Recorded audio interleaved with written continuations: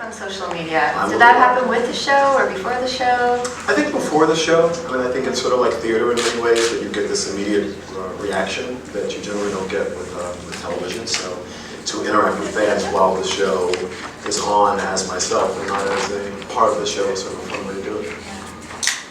Okay, well, I'll open up the floor for questions. Building on that, you're really encouraging of fans, like writing fan fiction about the characters on Sleepy Hollow and stuff like that. What is the craziest fan thing that you've read or had tweeted out? Oh wow, I don't think it's appropriate for this room.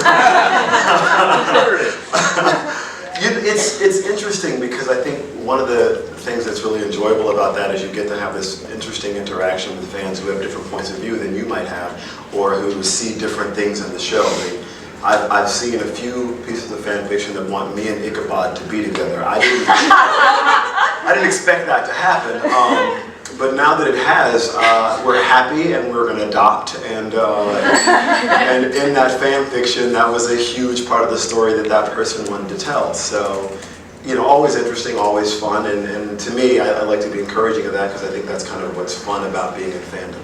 Does it make you think about how you're portraying something? Like you're like, I can't look too longingly at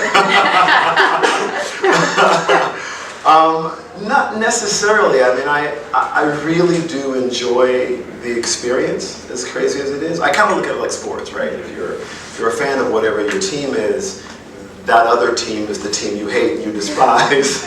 And I sort of think that there should be a little bit more cooperation between us rather than so much confrontation. So in the fan world, I kind of like to be encouraging of all things because, you know, I think it's really a fictional world. There's no reason for us to be that angry with each other. So I kind of like to embrace it and not shy away from it rather than treat it like they should be ashamed of wanting those choices or living in that fantasy. So it's part of, I think, the real joy of being able to do a television show. There was some really big bombs dropped in that two-part finale, especially with your character's daughter and then with the revelation about Ichabod's child. Where do we pick up when the season starts? Like, what can you tease about where we start when the new season begins? Yes, I've been told I can't say anything. Now that that's out of the way, here's what I'll tell you.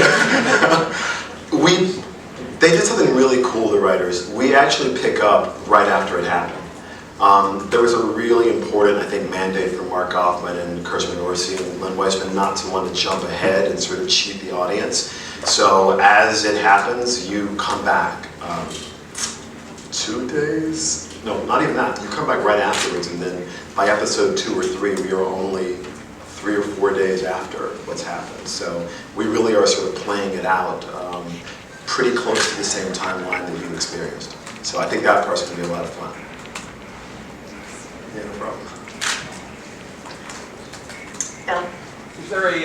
Is there a challenge to this type of show where the audience knows more than a lot of the characters and everybody's finding things out at a different speed? You have to stop yourself sometimes and kind of go, oh wait, I don't know that yet, but the audience does, and he knows that, but she doesn't know that. Does it get confusing? What's the challenge of playing that? Because you have to be convincingly surprised, even though the audience already kind of knows more than you know.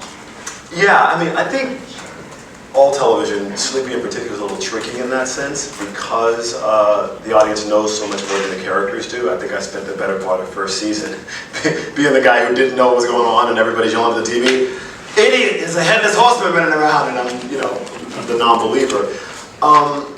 That's always challenging because also the shooting schedule has us shooting things out of order.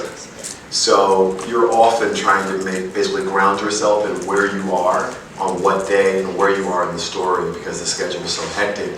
We shoot it like it's a summer blockbuster, which is challenging in itself. I think the biggest part of it, frankly, is not to take it too seriously. On a certain level, you have to be believable, but on another level, you know, there's not really a headless horseman out there, and Moloch doesn't really exist. And there's a funness to it, and I think Tom Meissen, who plays Ichabod Crane, does a really wonderful job of keeping the show light and fun, while at the same time it is historical, following the Book of Revelations and biblical and all that sort of madness. So I think the mashup of the genres are interesting, but I think the fact that we don't take it too seriously makes it a little bit more fun to watch, hopefully. Okay, we have time for one more question. Thank you. You live in the South, right? Not in Los Angeles? Yeah, I'm from the South, but have been in Los Angeles for a while. I wanted to know how that informs you have a daughter, your parenting, and why you chose to live there, and how that informs your parenting choices. Whenever I have a 3.5-year-old daughter, and as far as she's concerned, she's in charge. She told me yesterday that I was not the boss of her, which I was not expecting to hear from a 3-year-old. She also hit me in the face with a piece of pineapple. And then she told me to pick it up, Daddy, damn it. Which I said, you want to climb out that high chair and say that to my face. I was agitated. It's always challenging, I think, when you're leaving a Los Angeles metropolitan area where there's traffic and crime and all the fear that goes into parenting. We're in Wilmington, North Carolina, my wife and I, and there is no traffic. And it's been, I think, really great for our daughter to, just experience an entirely different way of life. So, as we're there, I'm really enjoying that part of it. I also get to spend a lot of time with her because she's at home. And I can't imagine not seeing my ladies every day. So for me, it's been a big change to be back in the South again, but I think one that's been really good for the family. So I think we'll be there for a while until you guys can't have us anymore, and then they cancel us and we move on.